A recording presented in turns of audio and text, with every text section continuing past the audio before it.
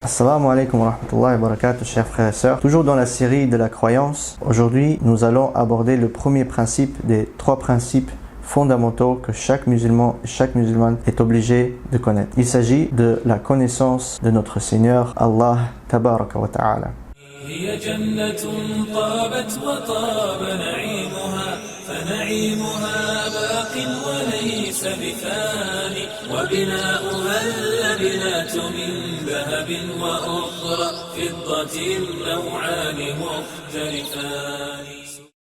Si on te demande, mon frère, ma sœur, qui est ton Seigneur? Dis-leur, mon Seigneur, Rabbi, c'est Allah. C'est lui qui m'a créé du néant, m'a donné ma subsistance, m'a élevé et m'a fait grandir et a rempli les mondes de ses bienfaits. C'est lui mon maître, mon seul Dieu, le seul que j'adore. Je n'ai pas de Dieu à part lui, tabaraka wa ta'ala. Et la preuve de cela est dans le verset suivant, Alhamdulillahi Rabbil Alamin. Louange à Allah, le Seigneur des univers. Toute chose autre qu'Allah est comprise dans le mot Alam, monde, et je fais partie de ce monde, ce qui signifie qu'il existe deux choses, Allah et Alam, le reste, qui est la créature d'Allah, et je suis une des créatures qui composent ce monde.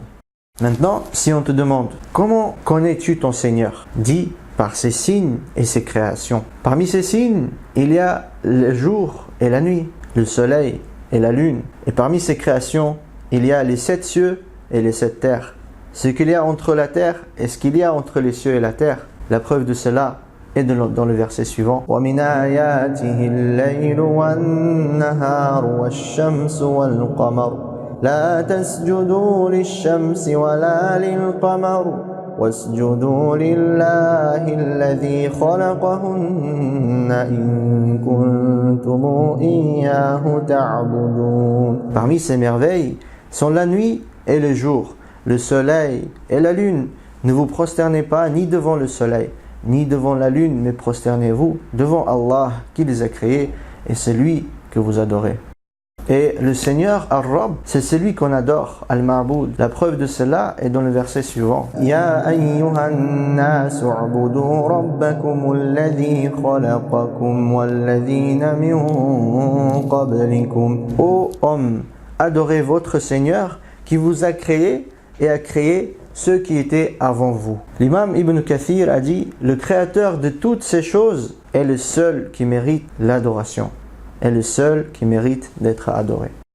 Qu'est-ce que l'adoration et quelles sont les formes d'adoration? Parmi les différentes formes d'adoration qu'Allah subhanahu wa ta'ala a ordonnées, on compte l'islam, la soumission, al-iman, la foi, al-ihsan, la bonté, ainsi que l'invocation, la peur, l'espoir, la confiance, l'amour, la crainte, l'humilité, la repentance, demander le support, demander de l'aide, chercher refuge et protection à l'isti'adha, appeler au moment de détresse, sacrifier, faire un vœu, ainsi que plusieurs autres formes d'adoration qu'Allah a ordonnées.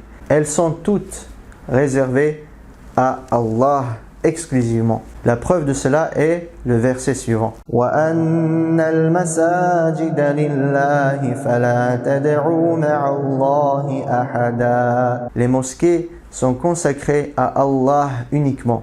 N'invoquez donc personne avec Allah. Quiconque offre une de ces formes d'adoration qu'on a citées à autre qu'Allah est un mushrik, un idolâtre et un kafir, un mécréant qui est sorti de l'islam. La preuve de cela est dans le verset suivant. وَمَنْ يَدْعُ مَعَ اللَّهِ إِلَهًا آخَرَ لَا بُرْهَانَ لَهُ بِهِ فَإِنَّمَا حِسَابُهُ عِندَ رَبِّهِ إِنَّهُ لَا يُفْلِحُ الْكَافِرُونَ. Et quiconque invoque avec Allah une autre divinité sans avoir la preuve évidente de son existence, aura à rendre compte à son Seigneur.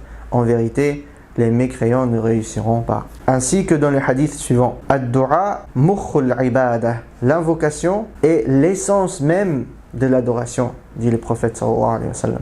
Barakallahu fikum d'avoir écouté. Dans la prochaine vidéo de cette série, nous allons aborder le deuxième principe fondamental qui est la connaissance de la religion à l'islam avec preuve. Inch'Allah, restez connectés. Wassalamu alaikum wa rahmatullahi wa barakatuh. وعلى رسولك أفضل الصلوات والتسليم منك وأكمل الرضوان وعلى صحابته جميعا والأولى تبعوهم من بعد بالإحسان.